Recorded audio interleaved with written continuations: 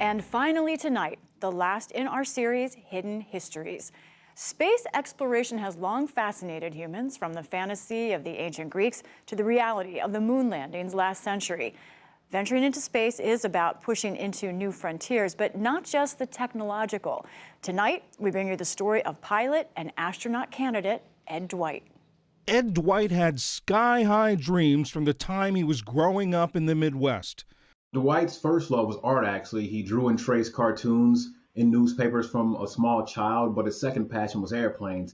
Jermaine Fowler is the author of The Humanity Archive. He hung around his local hangar, and so he begins cleaning out airplanes when he's 5 and 6 years old.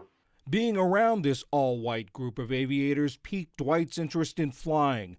But in segregated Kansas City, Kansas, it was hard to imagine a future for himself in the air.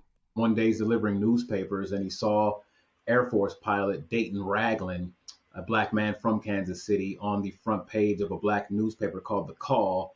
And this is kind of when the light bulb went off, like, I could be a pilot too.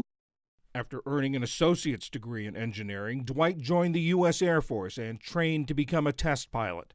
He was stationed in Texas, Missouri, and Arizona, and on the side earned his bachelor's degree in aeronautical engineering.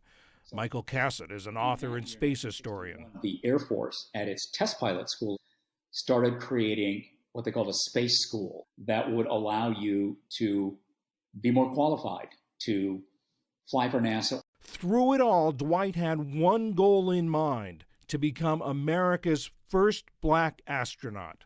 There's one time in 1962 where Dwight, he's flying this F-104 starfighter, nicknamed the Chrome Javelin. And this is a supersonic aircraft that reaches the edges of the Earth's atmosphere, and it's very dangerous up there. You could black out, you could crash, you could die, and he's ready for this thrill. He really wants to become this astronaut. It was the early 60s. America was roiled by the civil rights movement and captivated by the space race with the Soviet Union. White House officials had a stake in Dwight joining NASA's all-white astronaut corps. The Kennedy administration had made it clear to the higher-ups of the Air Force that they were interested in having a black Air Force officer not only go through the school, but then become a candidate to be a NASA astronaut, to be part of the Apollo program. To the onlooker, I suppose you could say that this is definitely a sign of progress for the Negro in the country. I personally think that I would like to think about as an individual rather than me being a Negro. Dwight was thrust into the media spotlight. Ebony and other magazines and newspapers talking about him while he was probably just trying to keep his head down and do a good job as a student. But NASA was not immune to the nation's racial tensions. Chuck Yeager, who ran the Edwards Air Force Base, he did not want him there from the very beginning. So he's always getting this pushback, people questioning if he's there only because he's black, and he's under immense scrutiny. Still, Dwight persisted. He completed the rigorous training and, with a recommendation from the Air Force, applied to become a NASA astronaut. I guess you all know why you're here today and why we're here. We'd like to introduce the new group of 14 astronauts. Future Apollo astronauts Buzz Aldrin, Alan Bean, and Eugene Cernan were among those selected. Dwight did not make the cut.